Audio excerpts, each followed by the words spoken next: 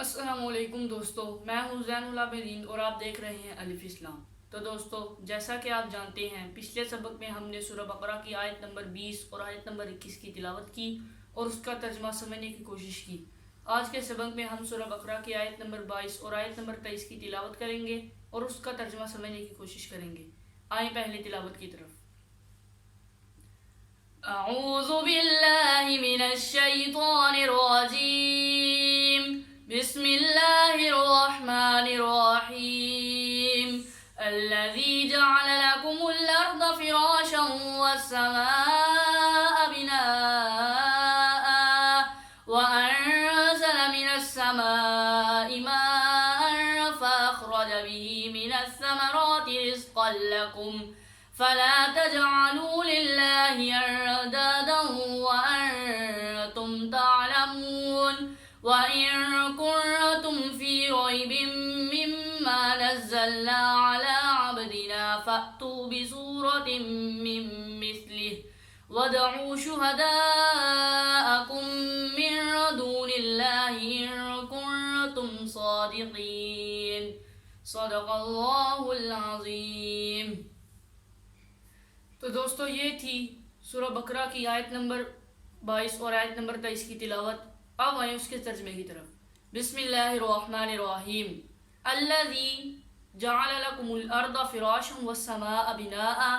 الذی، وہ ذات، جعل، جس نے بنایا، لکم الارض، لکم تمہارے لیے، الارض زمین، لا کا مطلب کے لیے، کم تمہارے، لکم تمہارے لیے، الارض زمین کو، فراشا، فراش کا مطلب فرش، بچھونا، فراشن فرش، والسماء بناء، وا اور السماء آسمان کو، بناء چھت بنایا۔ الذی جعل لکم الارض فراشا والسماء بناء، وہ ذات جس نے تمہارے لیے زمین کو فرش بنایا، بچھونا بنایا اور آسمان کو چھت بنایا۔ وَأَنزَلَ مِنَ السَّمَاءِ مَاءً، وا اور انزل، اس نے نازل کیا، من السماء، آسمان سے، من کا مطلب سے، السماء آسمان، آسمان سے، ماء پانی، وَأَنزَلَ مِنَ السَّمَاءِ مَاءً، اور آسمان سے پانی نازل کیا، اتارا، کس صورت میں؟ بارش کی صورت میں۔ فَأَخْرَجَ بِهِ مِنَ الثَّمَرَاتِ رِزْقًا لَكُمْ، پس اخرج، اس نے نکالے، بِهِ، اس کے ذریعے، اس پانی کے ذریعے، من الثمرات، پھل، زمین سے، رزقا لکم، بطور رزق تمہارے لیے، رزقن کا مطلب بطور رزق، لکم تمہارے لیے، لا کا مطلب کے لیے، کم تمہارے، لکم تمہارے لیے۔ فَأَخْرَجَ بِهِ مِنَ الثَّمَرَاتِ رِزْقًا لَكُمْ، تو اس نے اس پانی کے ذریعے سے زمین سے تمہارے لیے بطور رزق پھل اگائے۔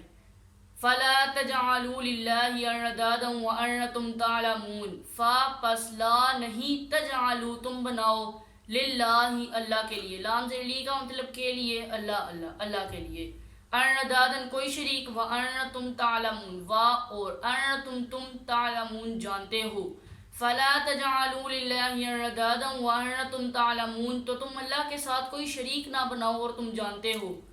تو دوستو، یہ تھی سورہ بقرہ کی آیت نمبر 22۔ اب آئیں آیت نمبر 23 کی طرف۔ وَإِن كُنتُمْ فِي رَيْبٍ مِّمَّا نَزَّلْنَا عَلَىٰ عَبْدِنَا، وا اور ان، اگر، تم ہو، کن کا مطلب ہو، تم کا مطلب تم، تم ہو، فی ریب، کسی شک میں، فی میں ریب شک، ریب پہلے بھی ہم پڑھ چکے ہیں سبق میں، پہلے دوسرے سبق میں، لا ریبا فی، کوئی شک نہیں، لا کا مطلب نہیں، ریب شک، ریب وہاں پہ بھی شک کے طور پر استعمال ہوا، یہاں پہ بھی ریب کا مطلب شک ہے۔ فی ریبن، کسی شک میں، مما، اس کے بارے میں جو، نزلنا، ہم نے نازل کیا، اس میں بھی نازل کرنے کا ذکر ہے نزلنا میں۔ اب آئے پیچھے کی طرف، ہم نے پہلے بھی پڑھا انزلنا، انزلہ کا مطلب بھی نازل کرنا، نزلنا کا مطلب بھی نازل کرنا، تو انزلہ اور نزلنا میں کیا فرق ہے؟ انزلہ کا مطلب ہے اس نے نازل کیا اور نزلنا ہم نے نازل کیا۔ نزلنا علی عبدنا، نزلنا ہم نے نازل کیا، علی پر، عبدنا اپنے بندوں پر، عبدی کا مطلب بندہ، عبدن بندے کے لیے استعمال ہوتا ہے، عبدی بندہ، نا ہمارا یا اپنے بندوں پر۔